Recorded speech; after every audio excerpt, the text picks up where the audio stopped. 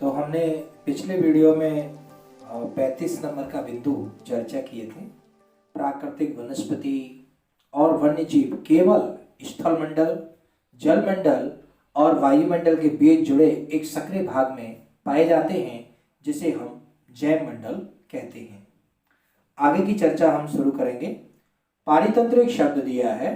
आप लोग बहुत अच्छे तरीके से पिछले कुछ वीडियो आप जाएंगे तो वहाँ पर मैंने इकोसिस्टम को विस्तार से समझाया है, तो वहाँ पर आप इसको समझ सकते हैं कि इकोसिस्टम क्या है।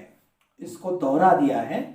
मैंने फिर वही बात कहूँगा कि कुछ हमने ऐसे तथ्य डाले हैं जो कुछ परीक्षाओं में पूछे गए हैं, तो उठा के हमने वहाँ से यहाँ पे डाल दिया है। तो इसीलिए इम्पोर्टेंट है, आपसे रिमाइंड भी कराने के लिए है कि इसको आपको पढ़ना है। तो जैव मंडल में सभी जीवित जातियां जीवित रहने के लिए एक दूसरे पर परस्पर निर्भर हैं। इस जीवन आधारित तंत्र को ही हम पारितंत्र कहते हैं। मधुमक्खी हमें शहद देती है, फूलों के परागण पॉलिनेशन में मदद करती हैं। पारितंत्र में अपघटक के रूप में एक महत्वपूर्ण भूमिका निभाती है मधुमक्खी। तो मधुमक्खी मकरंद को फूलों से लेती है। परागण पॉलिनेशन क्या होता है? अगर आप फूल की संरचना देखेंगे तो एक फूल के अंदर मादा जननांग होते हैं और नर जननांग होते हैं। तो उनमें स्व परागण होता है या पर परागण होता है। इसमें कीट, मधुमक्खी, पक्षी एक बड़ी भूमिका निभाते हैं। कैसे निभाते होंगे? फूल की संरचना आप देखिएगा तो वहाँ पर जो नर पुमंग होता है, उसका जो एंथर होता है उसमें परागकण होते हैं। तो जैसे ही वो फूल के ऊपर बैठते हैं और चिपचिपा सा वो परागकण चिपचिपे पदार्थ में होते हैं, तो वो उनके पैर से, बॉडी से चिपक गए और वहीं थोड़ा सा वो चल के और स्टिग्मा जो कि मादा जननांग है, स्टिग्मा पर जाके बैठ जाते हैं। तो वहाँ पर वो परागकण छोड़ दिए जाते हैं और स्टिग्मा के अंदर जाकर जो ओवरी है, अंडाशय है, वहाँ पे जाके वो निषेचन कर जाते हैं, जिसे हम प्लांट स्टडी में पॉलिनेशन कहते हैं। और फिर उससे क्या बनता है? बीज बनता है, फल बनता है, फल बन जाता है। खैर, तो मधुमक्खी इंपॉर्टेंट रोल अदा कर रही है, शहद बनाने में, फूलों के परागण करने में मदद करती है और एक अपघटक के रूप में भी इसकी भूमिका है। गिद्ध बेहद महत्वपूर्ण है। ये गिद्ध भी हमारे पर्यावरण का एक कहना चाहिए कि सफाई करने वाला है, अपघटक एक तरीके से वो। और जो जानवर मर जाते हैं उनको ये गिद्ध अपने भोजन बना लेते हैं और इससे वो उनकी बॉडी, जो डेड बॉडी है, वो आगे जाके सड़ जाती है, तो उससे बदबू आती है, बहुत सारी बीमारियां फैलती हैं। उससे कहीं ना कहीं गिद्ध हमको बचा लेते हैं। तो गिद्ध एक बहुत अच्छे अपमार्जक की भूमिका में है और सफाई करते हैं वो, है ना। चलिए आगे बढ़ते हैं। लेकिन अब धीरे धीरे ये गिद्ध कम होने लगे हैं। आजकल देखा जा रहा है कि गिद्ध बहुत कम दिखाई दे रहे हैं। जब भी हम आसपास देखते हैं तो गिद्ध दिखाई नहीं देते हैं, तो बड़ी मुश्किल है। भारतीय उपमहाद्वीप में जिन पशुओं का उपचार डिक्लोफिनेन, एस्प्रिन और इबुप्रोफेन जैसी पीड़ानाशक दवाइयों से हम लोग करते थे, तो वो दवाइयाँ उन जानवरों के थ्रू गिद्धों में पहुंचने लगी और गिद्धों ने उसको मार दिया। तो इसीलिए अब इन दवाइयों पर रोक लगा दी गई है कि अब ये मेडिसिन हम एनिमल्स को नहीं देंगे, अपने पेट एनिमल्स को नहीं देंगे, जानवरों को नहीं देंगे, क्योंकि इससे वो जो गिद्ध है वो खत्म हो रहे हैं। इनके मार्जन उपरांत गिद्ध किडनी खराब होने से मर जाते हैं। बताइए, इन दवाइयों से गिद्ध की किडनी खराब हो जाती है और उसकी वजह से उसकी डेथ हो रही है। आजकल गिद्ध में दिखाई नहीं दे रहे हैं। वनस्पति की वृद्धि मुख्य रूप से तापमान पर और आर्द्रता पर निर्भर करती है, और तापमान आर्द्रता पर कहीं भी किसी भी स्थान की जो बारिश है, वर्षा है, वो निर्भर करती है। और जहाँ वर्षा अच्छी होती है वहाँ वृक्ष भी खूब उगते हैं, सदाबहार वृक्ष हो जाते हैं। ठीक है, जैसे जैसे आर्द्रता कम होती जाएगी वैसे वैसे वृक्षों का आकार, उनकी सघनता भी कम होती जाएगी। सामान्य वर्षा वाले क्षेत्र में छोटी आकार वाले वृक्ष होते हैं और घास उगती है, जिसमें विश्व के घास स्थलों के हम चर्चा करते हैं। जैसे प्रेरी घास का मैदान है, छोटी छोटी घास है, वहाँ पर कम वर्षा वाला एरिया है। ऐसे ही स्टेपीज घास के मैदान हैं, वो भी छोटे छोटे घास के मैदान है, वहाँ भी कम वर्षा होती है। तो जहाँ कम वर्षा होती है वहाँ के जो पौधे वृक्ष हैं वो कम ऊंचाई के होते हैं और बिखरे हुए होते हैं। कम वर्षा वाले शुष्क प्रदेशों में और ज़्यादा कम वर्षा होगी, 10 सेंटीमीटर से कम वर्षा हो रही है, 50 सेंटीमीटर से कम वर्षा हो रही है, तो वहाँ पर कटीले वन होते हैं। क्या होते हैं? कटीले वन, झाड़ियाँ होती हैं। ठीक है। बाष्पोत्सर्जन से होने वाली आर्द्रता की हानि को घटाने के लिए पेड़ों की जो पत्तियां हैं वो कांटों में बदल जाती हैं, यानी जो पत्तियां हैं वो अपने आप को फोल्ड कर लेती हैं और वो कांटों में बदल जाती हैं, जिससे कि स्टोमेटा से होने वाला वाष्पोत्सर्जन बंद हो जाए और पानी का जो क्षय हो रहा था वो रुक जाए। शीत ध्रुव प्रदेशों में टुंड्रा वनस्पति में मॉस और लाइकेन जो सिर्फ बर्फ से चिपके रहते हैं, उसमें कोई तना नहीं है, कोई जड़ नहीं है, बस चिपके रहते हैं। वनों की उनकी पत्तियां गिराने के आधार पर दो भागों में हम लोग बांट देते हैं, जैसे सदाबहार वन है, जैसे हम एवरग्रीन फॉरेस्ट कहते हैं। सदाहरित वन उन्हें कहते हैं जिन वनों के वृक्ष वर्ष के किसी भी ऋतु में अपनी पत्तियां एक साथ नहीं गिराते, क्योंकि जहाँ अधिक वर्षा होती है वहाँ घने जंगल होते हैं, घने जंगलों में बहुत सारी प्रजातियों के वृक्ष एक साथ होते हैं, तो उनकी जो पत्ती गिराने की टाइमिंग है वो अलग अलग होती है, तो वो हमेशा में हरे भरे दिखाई देते रहते हैं, इसे इन्होंने सदाबहार वन कहते हैं। लेकिन पर्णपाती वन कैसे वन होते हैं? जहाँ पूरा जंगल एक साथ पत्तियों को गिराता है। कारण यही है कि जहाँ वर्षा कम होती है वहां पर एक ही प्रजाति के वृक्ष उस जंगल में बहुतायत में एक साथ मिलते हैं, तो उनकी टाइमिंग पत्ती गिराने की भी सेम टू सेम होगी, तो इसीलिए वो एक बार में एकदम से पत्तियां गिर जाती हैं और ऐसा लगता है पतझड़ हो गया, और इसे हम पर्णपाती वन कहते हैं। हमारी अगर आर्थिक दृष्टिकोण से देखा जाए तो पर्णपाती वन हमारे लिए सबसे ज्यादा आर्थिक लाभान्वित करने वाले जंगल हैं। लेकिन पर्यावरण की दृष्टि से देखा जाए तो सदाबहार वन पर्यावरण की दृष्टि से बहुत अच्छे हैं, क्योंकि बहुत सारी ऑक्सीजन वो लोग निकालते हैं। राष्ट्रीय उद्यान क्या होते हैं? भारत सरकार के अंडर में हम जो जंगल का जीव जंतु है या जंगल की जो वनस्पति है उसको उसके ही स्थान पर स्वस्थानीय संरक्षण देते हैं, उसके स्थान पर उसको संरक्षण देते हैं, और संरक्षण देने के लिए हम उसको रेस्ट्रिक्ट एरिया घोषित कर देते हैं। रेस्ट्रिक्ट एरिया का मतलब होता है प्रतिबंधित क्षेत्र। इसका मतलब है कि यहाँ without the permission of the government, without the permission of the forest department you will not go there, आप वहां जा नहीं सकते। तो रेस्ट्रिक्ट होता है, you can not apply any business in the forest, you cannot apply your project in forest area without the permission of the forest department। तो वो एक restrict area होता है। Even you don't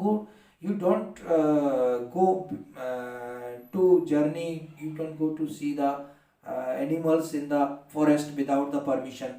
तो मतलब कहने का यह है कि राष्ट्रीय उद्यान एक संरक्षित क्षेत्र है और जानवरों को, वनस्पति की प्रजातियों को उनके ही स्थान पर संरक्षित करने की एक कवायद है राष्ट्रीय उद्यान।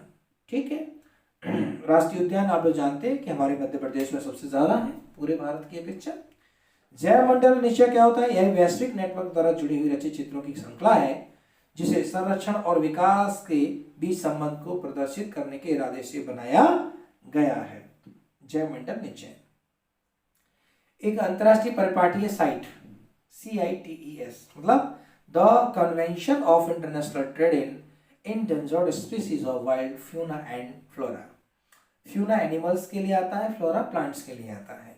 इंटरनेशनल जो ट्रेड हो रहा है, जिन प्रजातियों की विलुप्ति हो रही है उनके ट्रेड पर रोक लगाने के लिए एक यूनिट एक साइट बनी है, मतलब एक अंतरराष्ट्रीय परिपाटी है CITE साइट इसका शॉर्ट फॉर्म है। इसकी स्थापना की गई है जिससे कि ऐसे जानवरों की सूची तैयार की जाए जो इंडेंजर्ड एरिया में हैं, जो समाप्ति की ओर हैं। आपने सुना होगा एक रेड डाटा बुक भी हम लोग देखते हैं, तो रेड डाटा बुक में बहुत सारे रेड कलर्स के पन्ने होते हैं, कुछ ग्रीन कलर के पन्ने होते हैं, कुछ येलो कलर के पन्ने होते हैं, कुछ वाइट कलर के पन्ने होते हैं, कुछ ब्लैक। तो वो अलग अलग जो कलर्स के पेज हैं, पन्ने हैं, कागज हैं, वो हमें संकेत करता है कि रेड पेज पर जो नाम लिखे हुए हैं वो प्रजातियां विलुप्त हो चुकी हैं, डेंजर हैं, मतलब अलग अलग कलर्स हमें अलग अलग संकेत देते हैं। यानी पूरी कवायद ये है कि हम इस जंगल को, इस जंगल की प्रजातियों को, जंगल में रहने वाले जानवरों की प्रजातियों को कैसे भी करके बचाएं, इसके लिए ये साइट बना है। तो इन सूची में दिए गए सभी पक्षी और प्राणियों के व्यापार करने पर पूरी तरह से प्रतिबंध लगाए गए। साइट्स सरकारों के बीच एक अंतर्राष्ट्रीय समझौता है। इसका उद्देश्य एक सुनिश्चित करना है कि वन्य प्राणी और पौधों के नमूने अंतर्राष्ट्रीय व्यापार से उनके जीवन को कोई खतरा नहीं है। इसमें पशुओं की 5000 जातियां और पौधों की 28,000 जातियां शामिल है जिनके व्यापार पर प्रतिबंध है। प्राकृतिक रूप से प्राप्त होने वाला पदार्थ इसका निश्चित रासायनिक संगठन हो वह खनिज कहलाता है। आपके भोजन में नमक और आपकी पेंसिल में ग्रेफाइट भी एक क्या है, खनिज है। ठीक है, खनिज का मतलब क्या होता है, खनन करके निकालना। खनन का मतलब क्या होता है, खुदाई करके निकालना। तो खुदाई करके खदानों से जो निकाला जाता है उसे खनिज कहते हैं। तो इस जमीन के अंदर है सारे खनिज, चाहे वो ग्रेफाइट हो, चाहे लोहा हो, चाहे चांदी हो, चाहे सोना हो, चाहे हीरा हो, चाहे प्लेटिनम हो, कोई भी हो, चाहे पेट्रोलियम तेल हो, वो भी खनिज है। तो जितने भी खनिज है वो इस जमीन से निकाले जाते हैं, खोद कर निकाले जाते हैं, इसीलिए उन्हें खनन कहते हैं, वो खनिज कहते हैं। आपके भोजन में नमक और आपकी पेंसिल में ग्रेफाइट खनिज है।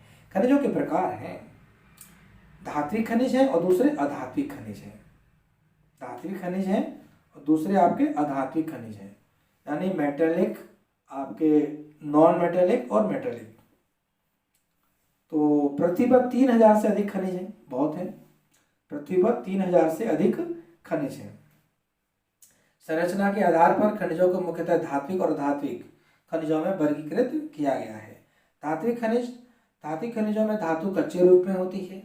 धातु कठोर पदार्थ हैं जो ऊष्मा और विद्युत को संचालित करती हैं। धातुओं में द्रुति या चमक की विशेषता होती है। धातुओं की विशेषता है, चमक होती है, तन्यता का गुण होता है, ठोकने पर वो आवाज करती हैं, ये सब गुण होते हैं। और ऊष्मा का सुचालक होती हैं और ठोस होती हैं, है ना, धातुओं के गुण हैं। धातु विद्युत की सुचालक होती है।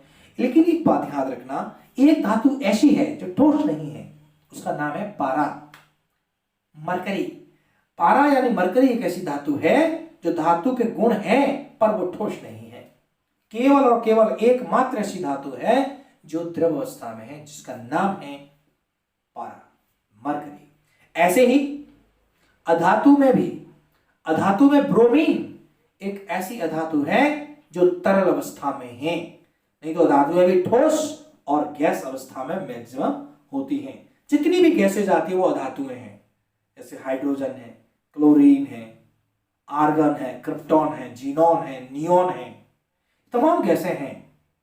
6 गैसें नोबेल गैस कहलाती हैं। 6 गैसें, helium, neon, argon, krypton, xenon, radon. ये रेडॉन गैस है, ये धातुएं हैं सब। अक्रिय गैसें हैं 6। इनमें रेडॉन वायुमंडल में नहीं मिलती, बाकी सारी वायुमंडल में मिलेंगी आपको, नियोन, क्रिप्टॉन, जीनॉन, सब, हीलियम। खैर, तो धातु खनिज धातु है, अधातु हैं, तो इनको हम यहाँ पढ़ रहे हैं। संरचना के आधार पर जो धात्विक खनिज हैं वो कच्चे रूप में होती हैं। धातुएं कठोर पदार्थ हैं जो ऊष्मा और विद्युत के सुचालक हैं। धातुओं में चमक की विशेषता होती है, जैसे मैं बोल रहा था। मैग्नीज, अयस्क इनके कुछ उदाहरण हैं। धात्विक खनिज लोह और अलोह हो सकते हैं। लोह खनिज वो हैं जिनके अंदर लोहे का तत्व है, जिनमें लोहे का तत्व नहीं है वो अलोह तत्व है। मैग्नीज और क्रोमाइट में लोहा होता है। अलोह खनिज में लोहा नहीं होता, किंतु कुछ अन्य धातु जैसे सोना, चांदी, तांबा या सीसा हो सकती हैं।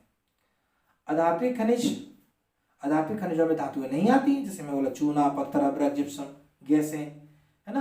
टोटल 22 अधातुएं होती हैं। नॉन मेटल के यहाँ 22 हैं। 22 में आप देखिएगा तो जो 11 है वो ठोस है, 1 है वो द्रव है, ब्रोमीन, और बाकी जो बचे 10 वो आपकी गैस है, जिसमें 6 तो नोबेल गैस है। हीलियम है ना, हीलियम है, नियोन है, क्रिप्टॉन है, जीनॉन है, रेडॉन है। तो ये सब क्या है, अधातुएं हैं। चूना, पत्थर अधातुएं हैं। खनिज जैसे कोयला, पेट्रोलियम भी अधात्विक खनिज है। खनिज का निष्कर्षण कैसे करते हैं, जैसे कोई भी खनिज है वो अयस्क के रूप में मिलता है, कोई भी है। जैसे तांबा है तो तांबा का एक अयस्क है, जैसे क्यूप्राइट, तांबे का अयस्क है। जैसे लोहा है, लोहे का अयस्क है सिडेराइट, है ना, मोनोसाइट। तो ये सिडेराइट है, ये लोहे का अयस्क है मान लीजिए। और जैसे एल्युमिनियम का है बॉक्साइट। तो अयस्क का मतलब होता है कि उसमें जिस धातु के नाम से अयस्क को हम बुला रहे हैं, इसका मतलब उस धातु का परसेंटेज उसमें ज्यादा है। बाकी धातुएं भी हैं पर वो कम परसेंटेज में है, गंदगी भी उसके साथ है। तो एक रॉ मटेरियल है खनिज, जो अयस्क है, उससे हम खनिज को निकालते हैं। एक्सट्रैक्शन ऑफ मिनरल्स उसमें से हम करते हैं। कैसे करेंगे? बहुत सारी विधियां होती हैं, गर्म करके करेंगे, उसे कूट लेंगे, छान लेंगे, तमाम ऐसी विधियां हैं जिनसे हम उस अयस्क से हमारी जरूरत का जो खनिज है उसको हम अलग कर लेते हैं। नई टेक्नोलॉजी आ रही है तो नई तरीके से काम हो रहे हैं। तो कहने का मतलब ये है कि जैसे तांबा आज आप देख रहे हैं, चांदी आप देख रहे हैं, मैग्नीज आप देख रहे हैं, लोहा आप देख रहे हैं, वो जैसा आप देख रहे हैं वैसा है नहीं। एक्चुअली में वो एक रॉ मटेरियल के रूप में, अयस्क के रूप में होता है, जिसमें बहुत सारी गंदगी होती है, बहुत सारे अदर खनिज भी होते हैं, उनको हमें सेपरेट करना होता है, अलग करना होता है। और अलग करने की बहुत सारी विधियां हैं। सबसे पहले तो आप खुदाई करिए जमीन की, और वहां से आप खनिज निकालिए। ओपन कास्ट माइनिंग है, खनिज जो कम गहराई में उपस्थित है उन्हें ओपन कास्ट माइनिंग बोलते हैं। जैसे चूना पत्थर है, ऊपर ही होता है, थोड़ा सा कुछ निकाल लो आप उसके, एक गहराई, जैसे लोहा है, तांबा है, गहराई में, सोना गहराई में। कूप की खनन बोलते हैं उसको, गहन भेदन करना पड़ता है, कुआं खोदना पड़ता है। जैसे तेल है, वो गहन खुदाई आपको करनी पड़ेगी पेट्रोलियम निकालने के लिए, ड्रिलिंग करनी पड़ेगी पेट्रोलियम निकालने, ड्रिलिंग गड्ढा मतलब बोर करना पड़ेगा आपको। तो ये सब एक पहले खनिज निकालने की विधियां हैं, या तो अधिक गहराई में है या कम गहराई में, इस प्रकार से। सतह के निकट स्थित खनिजों को जिस प्रक्रिया द्वारा आसानी से खोद कर निकाला जाता है उसे अखनन कहते हैं। कोई खनन ही नहीं है, क्योंकि चूने की जो चट्टान है वो हमें ऊपर ही दिखाई दे रही है, फावड़ा लिया, खोद लिया, तो हमें खुदाई करने की जरूरत नहीं है, लिया हमने, भर लिया, तो उसे क्वेरिंग बोलते हैं। सेल जिनसे खनिजों का खनन किया जाता है उन्हें अयस्क कहते हैं।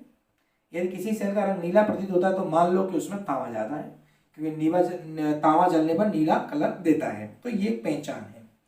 धात्विक खनिज आग्नेय और कायांतरित सेल समूह जिसमें विशाल पठारों का निर्माण होता है में पाए जाते हैं। बिल्कुल, जैसे मैं ऑलरेडी कह चुका हूं कि इस पृथ्वी पर 3 चीजें हैं मेनली। एक है मैदान, जिसे अन्न का भंडार कहते हैं, और दूसरे हैं पठार। दूसरे पठार हैं जो खनिजों के भंडार कहे जाते हैं, और तीसरे हैं पर्वत जो कि जल राशि के भंडार हैं। तो अन्न, खनिज और जल राशि, ये 3 चीजें महत्वपूर्ण है हमारे जीवन में, और तीनों के स्रोत हैं क्रमशः मैदान, पठार और पर्वत। तो जो पठार है, चाहे वो किसी भी चट्टान से बने हो, वो धात्विक खनिजों के भंडार है। जैसे लावा है, लावा में लोहा होता है, मैग्नीशियम होता है, कैल्शियम होता है, सल्फर होता है, तमाम चीजें होती है। और वो जम जाए तो उससे आप खोदेंगे तो क्या निकलेगा? वही खनिज ही निकलेंगे। मैदान और नवीन गलित पर्वतों के अवसादी सेल समूह में अधात्विक खनिज है। चूना पत्थर अधात्विक है, धातु नहीं है, वो आपको अवसादी चट्टानों में मिल जाएंगे। फ्रांस के काकेशस प्रदेश के चूना पत्थर निक्षेप, जॉर्जिया और यूक्रेन में मैग्नीज निक्षेप, और अल्जीरिया के फॉस्फेट संस्तर के कुछ उदाहरण हैं। एशिया में चीन और भारत विशाल लोह अयस्क निक्षेपण रखते हैं। हमारे भारत में विशाल मात्रा में लोहे का निक्षेपण है, अभी निकाला नहीं गया है। जैसे झारखंड में चले जाइए, उड़ीसा में चले जाइए, छत्तीसगढ़ में आप देखिए, बहुत बड़ी खदान है लोहे की छत्तीसगढ़ में, बेलाडीला की खदान। मध्य प्रदेश में भी है ना, पश्चिम बंगाल में भी है। तो कुछ कर्नाटक, केरल में चले जाइए, वहां भी लोहा मिलेगा आपको, गोवा में आपको लोहा मिलेगा। तो ये कुछ एरिया है हमारे भारत के जो हमें लोहे के निक्षेपण में अग्रणी देश बनाते हैं। ऐसे ही चीन के पास भी है। यह महाद्वीप विश्व का आधे से अधिक टिन उत्पादन करता है। एशिया महाद्वीप, चीन सीसा, एंटीमनी और टंगस्टन के उत्पादन में अग्रणी है। यूरोप विश्व में लोह अयस्क का अग्रणी उत्पादक है। स्विट्जरलैंड में कोई ज्ञात खनिज निक्षेप नहीं है, वहां तो बस ठंडा इलाका है, बढ़िया रहने के लिए अच्छा है, खनिज नहीं है वहां पर। और जहां खनिज नहीं है वहां की जो इकोनॉमी है वो टूरिस्ट पे चलती है। वो अपने देश को है कुछ नहीं पर इतना सजा लेते हैं आर्टिफिशियल कि लोग उसे देखने के लिए जाते हैं। तो ऐसे एक स्विट्जरलैंड है, ऐसे बहुत सारे देश हैं जो अपने आप को सजा लेते हैं, उसे देखने के लिए हम हजारों करोड़ों रुपया खर्च करते हैं। तो ये उनकी इकोनॉमी का आधार बनता है। उत्तरी अमेरिका में खनिज निक्षेप 3 क्षेत्रों में है। उत्तरी अमेरिका को कभी आप देखें चित्र में तो उसके 3 क्षेत्र हैं। एक ग्रेट लेक्स है जो 5 महान झीलें मैंने आपको बताई थी, कैनेडियन सील्ड है, वहाँ पर खनिजों का भंडार है। एप्लिशियन प्रदेश है, वहीं पर पास में एप्लिशियन पर्वत है। जैसे हमारे देश का अरावली पर्वत है वैसे अमेरिका में एप्लिशियन पर्वत है, जहाँ न्यूयॉर्क वगैरह है, वाशिंगटन डीसी पर उनकी राजधानी पड़ती है, एप्लिशियन पर्वत के आसपास है। पश्चिमी पर्वत श्रृंखला है जहाँ रॉकी माउंटेन पड़ता है, वहाँ पर भी बहुत सारा खनिज पाया जाता है। लोएस्ट निकेल, सोना, यूरेनियम और तांबा का खनन कनाडियन सील्ड है, कनाडा देश ऊपर लगा है, वहाँ पे मिलता है। कोयला एप्लिशियन पर्वत है, जैसे मैंने एप्लिशियन पर्वत भी बताया, अमेरिका में कोयला का भंडार है। पेंसिल्वेनिया वहाँ का एक शहर है, वहाँ पर। पश्चिमी कॉर्डिलेरा में तांबा, सीसा, जस्ता, सोना और चांदी के विशाल निक्षेप हैं। ब्राजील विश्व में उच्च कोटि के लौह अयस्क का सबसे बड़ा उत्पादक है। चिली और पेरू तांबे के अग्रणी उत्पादक हैं। ब्राजील और बोल्विया विश्व में टिन के सबसे बड़े उत्पादक हैं। ये कुछ फैक्ट हैं, इन्हें हम पढ़ रहे हैं। दक्षिण अमेरिका के पास हीरे के विशाल भंडार है। सोना और हीरा दक्षिण अमेरिका के पास। वैसे देखा जाए तो हीरा और सोने के लिए दक्षिण अफ्रीका बेस्ट है, दक्षिण अफ्रीका से ज्यादा कहीं नहीं हो सकता। गोल्ड एंड डायमंड दोनों ही दक्षिण अफ्रीका में सबसे ज्यादा है। खनिज तेल वेनेजुएला, अर्जेंटीना, चिली, पेरू और कोलंबिया में पाया जाता है, मतलब पेट्रोलियम। हरा हीरा एक दुर्लभतम हीरा है, अफ्रीका में मिलेगा आपको। विश्व की प्राचीनतम सेल पश्चिमी ऑस्ट्रेलिया में है, 430 करोड़ वर्ष पहले की है, पृथ्वी के निर्माण के मात्र 50 करोड़ वर्ष के पश्चात। अफ्रीका खनिज संसाधनों में धनी है, फिर भी गरीब है। अफ्रीका में हीरा, सोना और प्लेटिनम जो दुनिया की सबसे महंगी धातु है वो मिलती हैं, फिर भी गरीब है अफ्रीका। ऑस्ट्रेलिया विश्व में बॉक्साइट का सबसे बड़ा उत्पादक है। पश्चिमी ऑस्ट्रेलिया के कालगुरली और कूलगार्डी, ये कलगार्डी नहीं है, कूलगार्डी है, कालगुरली और कूलगार्डी सोने की दुनिया की जानी मानी खदानें हैं ऑस्ट्रेलिया में। पश्चिमी ऑस्ट्रेलिया में क्या है, मरुस्थल एरिया है पूरा। पश्चिमी ऑस्ट्रेलिया एक मरुस्थल एरिया है और वहां पर 2 खदानें हैं जिन्हें हम कालगुरली और कूलगार्डी कहते हैं। ट्रांस अंटार्कटिका पर्वत में कोयला और पूर्वी अंटार्कटिका के प्रिंस चार्ल्स पर्वत के निकट लोहे की महत्वपूर्ण मात्रा निक्षेप के रूप में देखी गई है। अनुमान लगाया गया कि बहुत ज्यादा मात्रा वहां पर हो सकती है। भारत में खनिजों का भंडार जैसे बताया, मैं अगर कहूँ तो भारत का जो दक्षिणी भाग है भारत का, जिसे हम प्रायद्वीप भारत कहते हैं, मैं समझता हूँ कि खनिजों के मामले में वो नंबर 1 है और वही यहाँ पर आपको मिलेगा। देखिए लोहा झारखंड, उड़ीसा, छत्तीसगढ़, मध्य प्रदेश, गोवा, महाराष्ट्र, कर्नाटक, जैसे मैंने अभी बोला। बॉक्साइट झारखंड, उड़ीसा, छत्तीसगढ़, मध्य प्रदेश, गुजरात, महाराष्ट्र, तमिलनाडु। अभ्रक भारत में विश्व अभ्रक का सबसे बड़ा उत्पादक है, निर्यातक भी है, झारखंड, बिहार, आंध्र प्रदेश, राजस्थान। तांबा राजस्थान, मध्य प्रदेश की मलाजखंड की खदान, छत्तीसगढ़, उड़ीसा, कर्नाटक, आंध्र प्रदेश। सोना भारत के कर्नाटक में, भारत की कर्नाटक में कोलार खदान सोने की एकमात्र खदान है। आप ये देख रहे हैं कि इसमें कहीं उत्तर प्रदेश का नाम नहीं आ रहा है, बिहार का नाम नहीं आ रहा है, जम्मू कश्मीर का नाम नहीं आ रहा है, हरियाणा का नाम नहीं आ रहा है, पंजाब का नाम नहीं आ रहा है, हिमाचल प्रदेश का नाम नहीं आ रहा है, जम्मू कश्मीर का नाम नहीं आ रहा है, लद्दाख का नाम नहीं आ रहा है, क्योंकि ये नॉर्थ वाले एरिया है और हमारे नॉर्थ भारत में इतने ज्यादा खनिज नहीं है। साउथ भारत में खनिज, हमारा मध्य प्रदेश इसी भाग में आता है, प्रायद्वीप भारत में आता है, दक्षिण भारत में आता है। हालांकि हम मध्य भारत में रहते हैं पर हमारा बहुत सारा हिस्सा है दक्षिण भारत में आता है। तो खनिजों के मामले में तो भंडार है, यहाँ पर धनी देश है। ये चूना पत्थर देख लीजिए आप, बिहार चूना पत्थर है। अब ये खनिज ज्यादा बड़ा खनिज नहीं है, धातु है। बिहार, झारखंड, उड़ीसा, मध्य प्रदेश, छत्तीसगढ़, गुजरात, राजस्थान, तमिलनाडु। ये दक्षिण में नमक तो भैया समुद्र के पास मिलेगा, मध्य प्रदेश में तो होगा नहीं नमक, क्योंकि मध्य प्रदेश में कोई समुद्र नहीं है। तो हमारा भारत 3 ओर से समुद्र से घिरा। ये भी दक्षिण भारत की उपलब्धता है कि दक्षिण भारत में नमक बहुत आयात मात्रा में मिलता है। खनिजों के उपयोग क्या है? तो रत्नों के लिए जो हम अंगूठी वगैरह पहनते हैं उसमें रत्न लगाते हैं, खनिजों के ही होते हैं वो। तांबा बहुत सारा उपयोग है, तांबे से क्या नहीं चाहिए, सिक्के बना लीजिए, पाइप बना लीजिए, बहुत सारी चीजें। कंप्यूटर उद्योग में होने वाला सिलिकॉन, कंप्यूटर की जो चिप बनती है सिलिकॉन की बनती है। क्वार्ट्ज है। एल्युमिनियम जिससे के अयस्क से प्राप्त करते हैं, एल्युमिनियम का अयस्क है बॉक्साइट, वहां से हम इसको प्राप्त करते हैं। और एल्युमिनियम का प्रयोग तो बहुत बड़ा है, हवाई जहाज में इसका उपयोग होता है, तार बनाने में इसका उपयोग होता है, ऑटोमोबाइल्स इंडस्ट्री में इसका उपयोग है, बोतल बंद भवन निर्माण, रसोई के बर्तन तक इससे बनाए जाते हैं। ऊर्जा के संसाधन, ऊर्जा संसाधनों को विस्तृत रूप से परंपरागत और गैर परंपरागत ऊर्जा के स्रोत कहते हैं। पहले भी मैं इसकी चर्चा कर चुका हूँ, फिर से एक बार मैं चर्चा कर देता हूँ आपके सामने। जैसे परंपरागत ऊर्जा के स्रोत कौन से होते हैं? जो सदियों से यूज किए जा रहे हैं। अब हमें उसकी जगह गैर परंपरागत या वैकल्पिक ऊर्जा के स्रोतों की बात करनी चाहिए।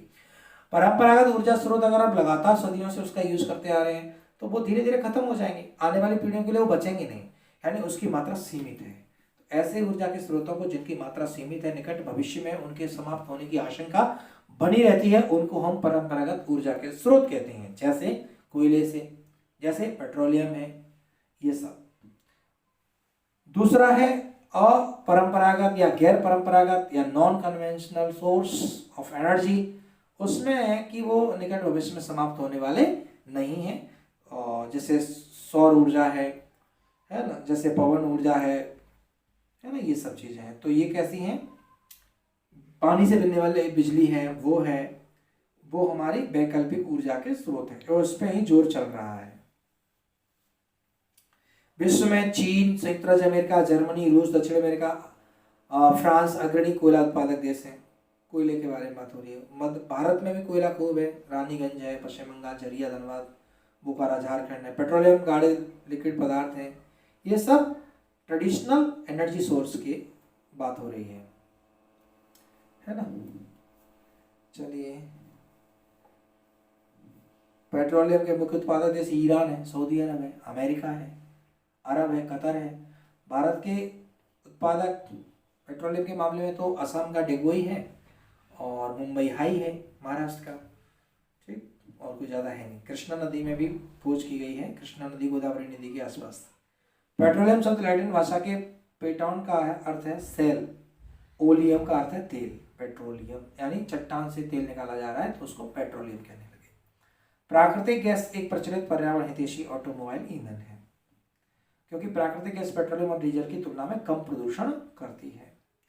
प्राकृतिक गैस पेट्रोलियम निक्षेपों के साथ पाई जाती है। जहाँ पेट्रोल के कुएं खोदे जाते हैं वहीं से पेट्रोलियम गैस निकल जाती है, जिसे हम एलपीजी कहते हैं। इसका प्रयोग घरेलू वाणिज्य ईंधनों के रूप में करते हैं। सीएनजी, एलपीजी की गैस है, उनका हम वाणिज्य रूप से भी यूज करते हैं और खाना बनाने में भी यूज करते हैं। रूस, नॉर्वे, यूके और नीदरलैंड प्राकृतिक गैस के प्रमुख उत्पादक हैं। भारत में जैसलमेर, कृष्णा गोदावरी डेल्टा, त्रिपुरा और मुंबई के कुछ अपतटीय क्षेत्रों में प्राकृतिक गैस संसाधन खोजा गया है। विश्व के बहुत कम देशों के पास प्राकृतिक गैस के अपने भंडार हैं, पर्याप्त भंडार हैं, है ना। जल विद्युत, बांधों में वर्षा जल अथवा नदी जल ऊंचाई गिराने पर संग्रहित किया जाता है। एक बांध है, बांध में बहुत सारा पानी इकट्ठा कर लेते हैं, फिर ऊंचाई से टरबाइन पे गिराते हैं उसको, टरबाइन घूमता है और टरबाइन घूमेगा तो क्या बनेगा? बिजली बनेगी, है ना। तो जो बांध है उससे हम जल विद्युत बनाते हैं। विद्युत उत्पन्न करने के बाद जल बहता और उसका उपयोग हम कृषि में, सिंचाई वगैरह में कर लेते हैं। पानी कहीं खराब तो होता नहीं है, केवल हमें क्या करना है, उसकी जो ब्लेड होती हैं टरबाइन की, उनको बस पानी से घुमाना होता है, उसका पानी आगे निकल जाएगा, उसमें से नहर निकाल लो, इरिगेशन कर लो, आप पीने के काम में ले लो, कोई दिक्कत नहीं है। विश्व की ऊर्जा का एक चौथा हिस्सा जल विद्युत से उत्पन्न होता है। विश्व में जल विद्युत के अग्रणी उत्पादक देश हैं पराग्वे, नॉर्वे, ब्राजील, भारत है नहीं, इसमें चीन है।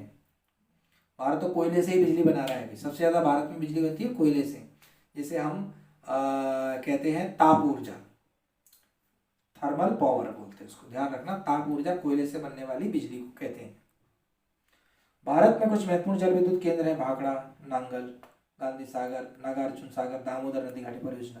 विश्व का पहला जल विद्युत उत्पादन करने वाला देश नॉर्वे था। और गैर परंपरागत, जैसे मैं बोल रहा था, सौर ऊर्जा है, सूर्य से ऊर्जा बनाइए, बिजली बनाइए। विश्व का प्रथम सौर और पवन चलित बस अड्डा स्कॉटलैंड में है। सौर सेल पैनल का प्रयोग तापन और प्रकाशन उत्पन्न करने के लिए किया जाता है। धूप की प्रचुरता वाले उष्णकटिबंधीय देशों के लिए सौर ऊर्जा उपयोग की प्रौद्योगिकी बहुत ही लाभदायक हो सकती है। भारत जैसे देश के लिए तो ये बहुत ज्यादा बेनिफिशियल हो सकती है अगर भारत इसके बारे में सोचता है तो इस प्रकार से ये कुछ बिंदु हमने चर्चा की है। इन बिंदुओं को आप लोग गहनता से सुनिए, समझिए, पढ़िए और ये परीक्षा में आने वाले बिंदु हैं। आज के लिए इतना ही, आगे की चर्चा हम अगले वीडियो में करेंगे।